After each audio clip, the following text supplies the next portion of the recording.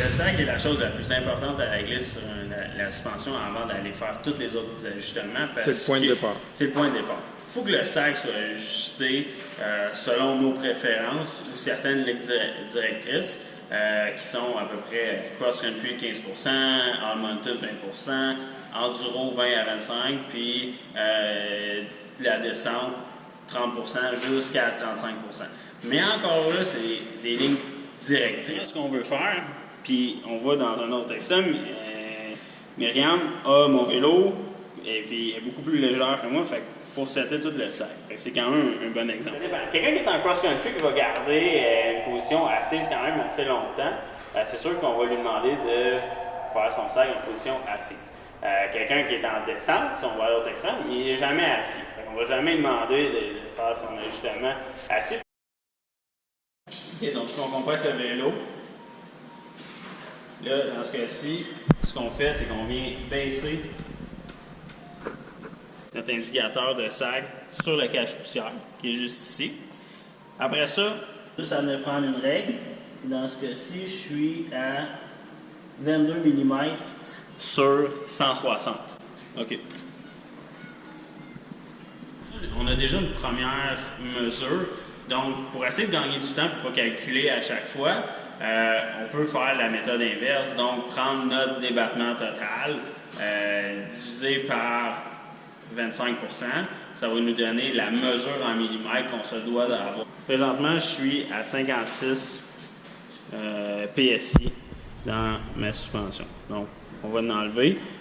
Pour l'enlever, comme je disais, évitez de peser sur la valve. Donc, il y a toujours un bouton pour relâcher l'air. Donc, on va aller environ à 45. Ça, fait que là, une fois que ça c'est fait, on vient descendre ça. On prend la mesure à 33 mm.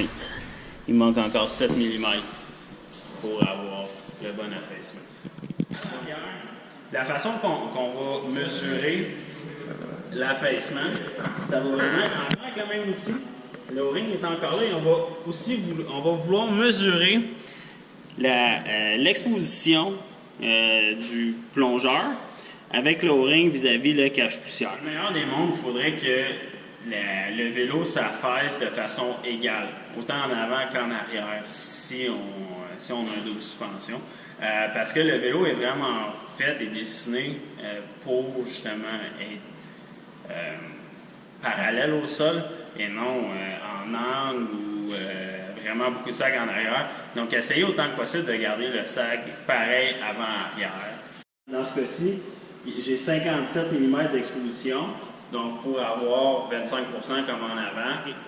Quand on a calculé, le 14.5 est quand même assez important parce que le 0.5, il y en a qui vont dire c'est juste 0.5 mm, mais il ne faut pas oublier qu'à la roue, les effets de levier qui peuvent aller jusqu'à 3 pour 1, donc si on fait notre ratio, on augmente beaucoup l'affaissement de la roue. Donc c'est important de prendre les secondes de plus pour vraiment s'assurer de la bonne pression puis le bon sag et de ne pas, surtout à l'arrière, de ne pas lésiner, si je veux, sur les demi-millimètres.